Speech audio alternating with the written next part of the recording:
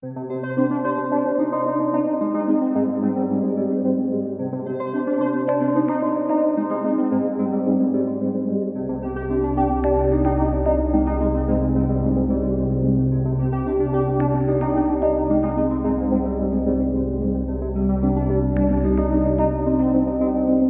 this episode of Scammer Stories, I love it when someone at the other end of a scam takes the bull by the horns and comes out swinging.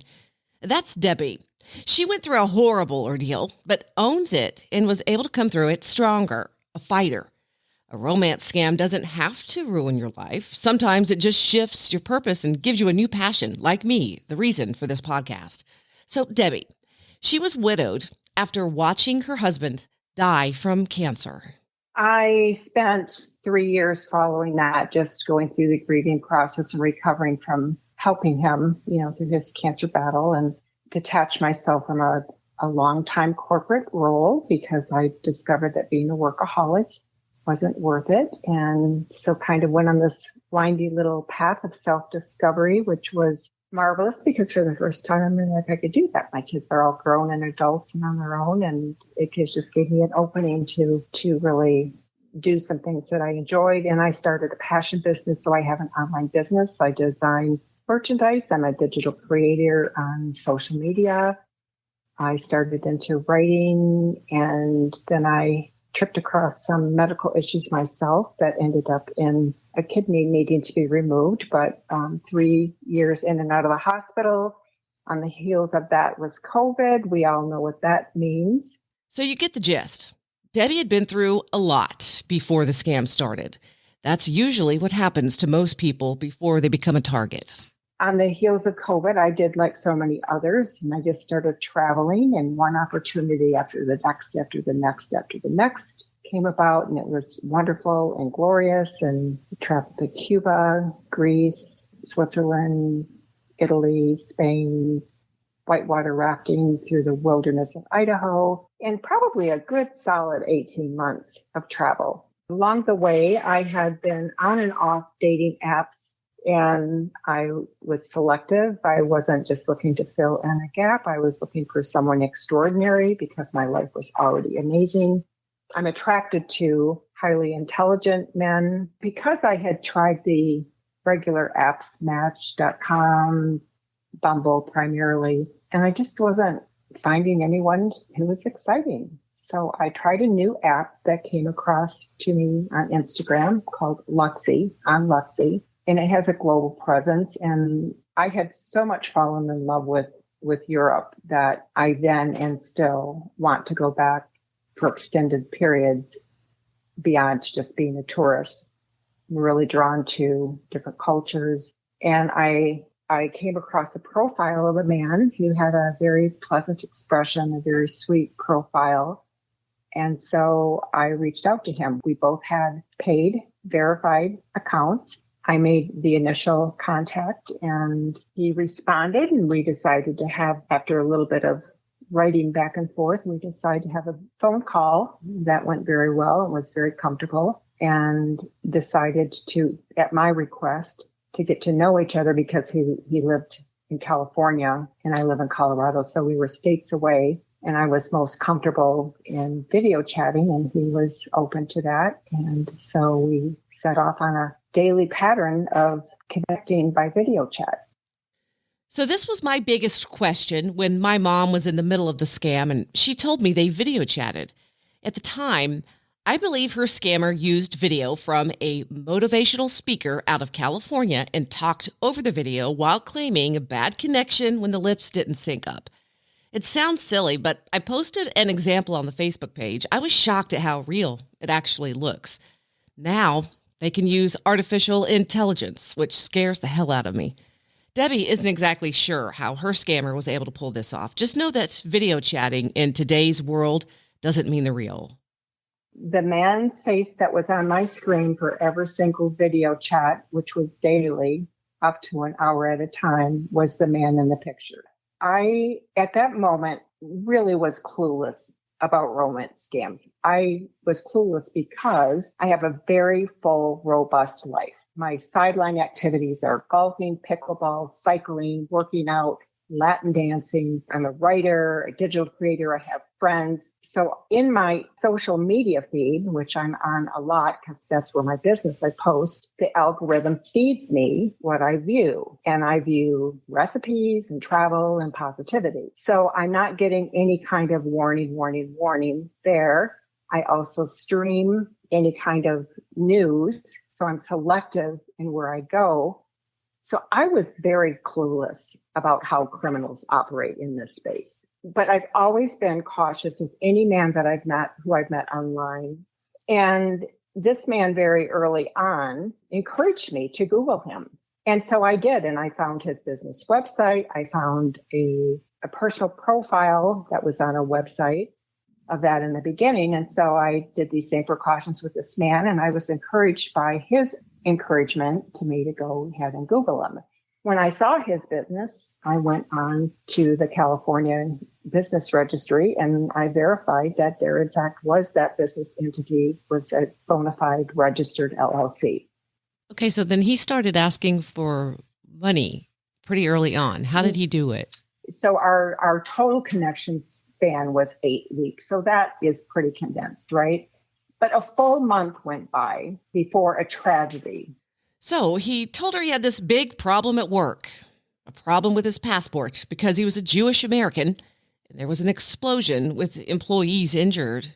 So he presented himself as a PhD chemical engineer, self-employed. He had a solar project going on in Saudi Arabia. And we met 2 days before Israel was attacked. And so he tied that tragedy into risk at the solar project he was working on in Saudi Arabia because, as he shared with me, he had both Jews and Muslims on the project. He himself was a Jewish man. So that was a lot of our conversation.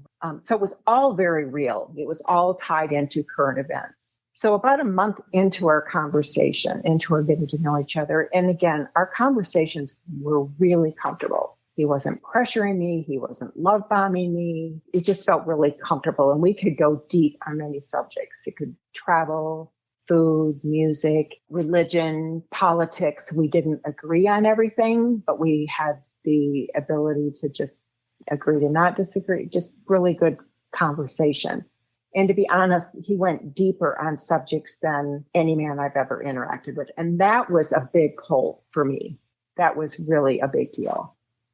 So he traveled there, and that's when things really got crazy. And over another 2-week span time frame, his updates were on they're trying to stabilize the project, pay off the families who were injured. The court was being very, very prejudicial against him. So then he was being required to make these substantial payments to the families. And he asked for my assistance from his account to other entities to assist him with a wire. Now, some might find that to be really unusual and a red flag, but here's the deal. I had been to Cuba months before, third world country, embargo, had to travel with cash. I went with a Latin dancing group. U.S. citizens were not allowed to use credit cards, don't work. We have no access to banking. We don't have access to a cell phone. We have to have a SIM card, a Cuban SIM card. You travel with cash, you exchange it in peso. But there was this awareness in me of when you're out of country in certain countries that things online don't always operate the same as they do when you're in the U.S. And so when he asked me for this assistance, I factored that in. It's like, okay, you're having trouble. Sure, I can help you. So I did help him. He said, I don't want you to think negatively or anyone in your family or friends to get the wrong impression. And I said, look, I can help you do a transfer. So we got online. He has me send a wire from his business account, which had millions of dollars as a balance. And to be honest, I was just questioning, is this a man of affluence? At no time was I thinking, oh, this man's going to scam me, because I just wasn't aware. Then he had me do a wire to a contractor in Taiwan. And then he had me do a second wire to another business in Florida. And then he had me get on to one of his offshore accounts where he was going to have me wire money too, so that he could pay his court required obligations. And when I got on that account at, a well-known bank, global bank, there was a warning sign that came across that said the IRS had a freeze on his account. So an appropriate amount of time went by. He came back to me. He said what he found out is that a certain number of American accounts held offshore were being a hold on them by the IRS for tax evasion, and he was caught up in that. So then, again, over a reasonable period of time, with the help of his alleged attorneys, he was reaching out to all of his contacts, his business associates, whatever, over the years, to come up with these millions of dollars that he was being required to pay. And his physical and emotional stress was conspicuous through this. I was just empathetic. It's like, I'm so sorry you're going through this. I didn't know what else to do or say. And then he got down to the last, getting all of the money, but the last, they found a Saudi Arabia family who was willing to lend him a substantial amount of money, but they wanted a bond on that. And so he was short the money for the bond, $48,000.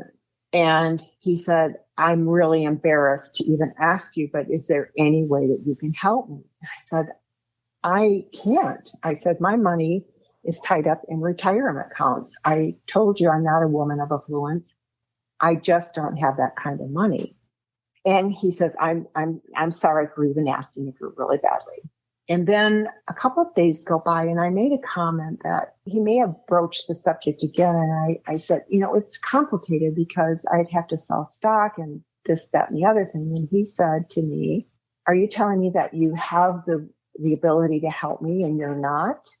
And that was a trigger that worked for me because I had grown close to this man. I had, at no point did I fall in love with him. It was more of, this is a really comfortable, enjoyable relationship. Let's see where this goes. We talked about the importance of meeting in person and how you can connect with someone online and meet in person, and it's just off and wrong. And he was a little mildly confrontational. Okay, just enough of a dig to just chew away at me. And I just pulled back, and I was really conflicted. I was very, very conflicted. And so also in this time frame, he sent me a copy of his U.S. passport. He sent me a copy of his international bank statement with account numbers and balances. He even sent me a copy of a guarantee letter from this bank that they were guaranteeing all of the loans that this man was getting from various sources. So there was that. And everything looked real to me. The bank statement had the watermark on it. It just looked real. And so I couldn't confirm or deny this documentation. I don't know where you go. You can't just pick up the phone and say, hey, is this passport real? Those things. Or a bank. They're not going to divulge that information. So I was really, really conflicted. And I dig deep into spirituality, and I pulled away, and I just, meditated, and I just came to the conclusion that could I live with myself if I didn't help someone and something went wrong? And the answer was no. So that's where I took a risk. And I told him, I said, look, here's the deal. Here's the complication. It's a taxable account. I'm going to have to pay taxes on it. It's going to impact my return when I file. It's going to take time to sell stock before it gets transferred. It'll be X number of days. And he was understanding and supportive. And so I just took that plunge, and I was a nervous wreck doing that because, again, I couldn't prove or disprove anything that he was telling me, but he's putting in front of me all of this stuff that looked real. But along the way, when he would put stuff in front of me on WhatsApp, like a video of the explosion and some of these documents, he would put them in front of me, then he would delete them. And I thought, you know what? I'm going to start screenshotting this stuff.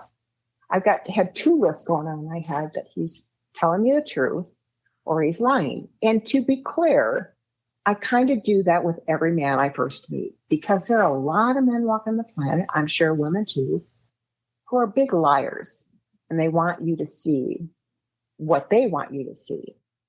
So I hadn't gone to reach the point where I was with certainty trusting this. It was just too new and fresh. So I started screenshotting these things just in case he was a liar. So what is the point that you figured out that he was a scammer? So I'm going to the bank. I go to do the wire. I'm thinking he's going to disappear. I send him a message. It's been done. I thought he's going to disappear. And he didn't. He called me. So that reaffirmed to me that he's real. And so another couple of weeks go by and he's excited, optimistic, all of this. And then another glitch happens. And at this point, he's continued to be in touch with me. Nothing has changed. I am now feeling more comfortable than ever, even though my kids were alarmed. They were concerned. They reached me too late, to be honest, because I had already wired the money, but I didn't tell them. And he needed just another 10 grand. And I volunteered it. Then I said, well, this is important. I need to have it paid back in a couple of days. The way things were presenting itself. Again, he gave me bank documentation that confirmed the establishment of a new account and available to funds and all of this stuff. So it looked to me like he was going to get money fast. And I said, well, I can float that for a couple of days. So I sent that. And then his attorney contacted me and said that something had happened and this man had been arrested. I thought, okay, hold the phone. I know some people can have some really bad luck, but this is feeling too much bad luck. And I was able to be more objective because now I'm dealing with another person who I'm not emotionally attached to. He hadn't done that, psychological manipulation. So I'm fully aware. And so I started questioning him, and then my guy ended up responding, and he was really confrontational, and he was saying he has to face the music. He's going to be imprisoned. It's on him. Nobody can save him. And I said, if you're scamming, you need to let me know now, because if you are, I'm going to the authorities. At this point, we're not talking. He's texting. And so that was December 4th or 5th when that came down. And that's when I realized, okay, I've been taken. And then you were able to go to police, and you were actually able to find a detective who did some work on this case.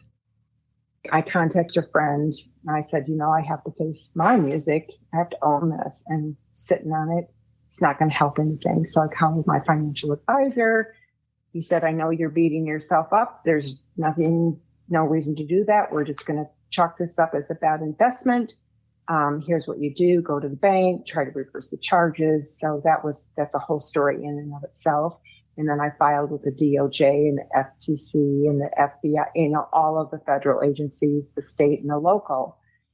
And so once you become a victim of crime, which is where my advocacy begins, it's at that point, it is a nightmare. And what a journalist kindly labeled systemic failure. And I would say, yes, you're operating from a place of trauma, from deep guilt and shame and betrayal. You're having to contact, you don't even know who to contact. And so I was told that $58,000 is not enough of a loss for any federal agency unless I'm part of a bigger scam, which felt very discriminatory. And then and now, and I don't know what crimes are categorized in that way. But so I filed a report, and about a week later then, after filing the local, then it was assigned to a detective who I now understand I am so lucky to have anyone touch my case, because even though people online are just filleting me from that TV interview, it's really shocking. You're talking about you did the TV interview with the station in Denver, right? And what are the comments like? Oh, they're horrific. You stupid woman, look in the mirror and recognize your face. You're only going to get a scammer. And this has been out for 15 years.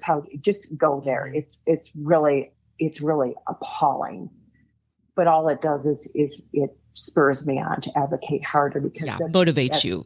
That's the idiocy that is out there. Everybody knows with certainty, even though it was a 4-minute piece interview from 2 hours of content. So all of the details are not there. And the detective's is in that interview as well. So where does that case stand?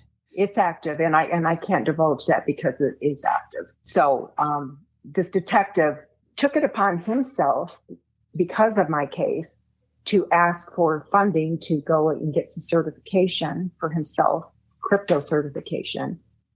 So he's now become the crypto kind of expert within the department, and he gained knowledge to trace my money probably 2 to 3 or to maybe even 4 steps farther than even he thought was. So, people can condemn me or whatever for trying to advocate, not for myself, but for others. But the reality is there's already been some good come out of my really shitty story. And that is that this detective is now trained. And so another victim who comes along, they're going to know how to respond faster, how to trace, money in the blockchain and all of that, which is so many of these cyber crimes. That's what's happening. So I'm also trying to pull my advocacy away from just romance scam to put a lens on cybercrime in general. How many crimes happen in a cyber world with crypto money disappearing and these perpetrators knowing they're not going to be found, prosecuted? Why wouldn't you be a criminal in this? This feels like a wide open playground to me. So this detective was empathetic. He wasn't judgmental. I hit the jackpot on being able to be connected with someone who was really, really caring and wanting to do a good job. So I'm lifting him up as much as possible. But it's definitely organized crime. How has it been trying to find other resources for any kind of help or anyone that knows anything? I know you've reached out to several of the groups and people in the UK, and we kind of talked about how it seems like the UK is a little bit more organized when it comes to this than the US. I spent 3 full months without telling my kids or family. I was in really deep despair and found a therapist who I'd worked with before.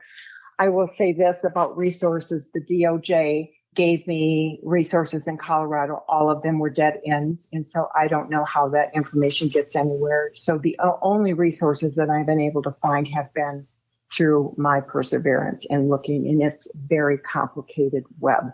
A lot of dead ends. And then I was contacted by a victim services individual who saw that my case was filed with the police department. He encouraged me to fill out a form to be reimbursed for my mental health services. I did that. I was denied because my crime is fraud and they don't cover fraud. That felt re-victimizing. Yeah. I had to file, my income tax. And yes, I still had to pay federal and state taxes on this money that I'm calling stolen, and penalties, and it impacted my other. That feels re-victimizing. I did connect with Cybercrime Network after a second trying to update the DOJ with my information, and they turned me over to them, or somehow we connected. And so I went through their program. And so that was helpful and successful to a point. I then went through with my therapist. I said, I just have this, I can't unknow what I now know about once you become a victim and how complicated this system is. Yes, I own my ignorance about scammers. I own my situation, but this next piece doesn't feel right to me at all.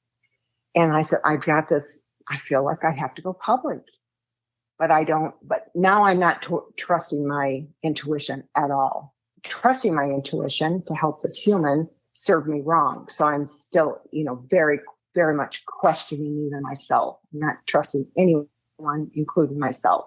Because who I've worked with on and off over years, he said, well, Debbie, knowing you the way I know you, do you have any other choice? I said, no, I really don't. And because I was hearing victim stories, I thought, this is appalling.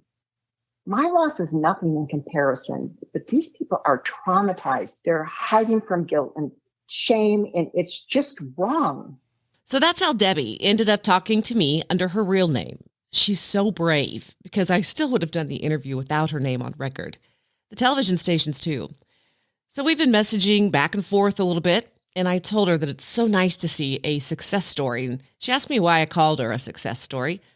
My response was basically, she went through a horrendous scam, stopped, and I emphasize stopped. So many victims don't.